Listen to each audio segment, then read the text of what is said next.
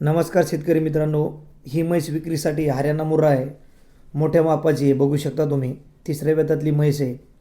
ही म्हैस 6 महिन्याची गाभण होती आणि एक 10-12 दिवसापूर्वी गाभडलेली आहे. दूध बंद करायच्याच टायमिंगला आली होती. 6 लिटर दूध चालू होतं. आता गाभडली तरी 6 लिटर दूध चालू आहे, 2 टायमाचं 3-3 लिटर. वेल्यानंतर म्हशीनी 17-18 लिटर दूध खात्रीशीर दिलेलं आहे आणि एकदम खात्रीलायक म्हैस आहे, टॉप ब्रीडची आहे.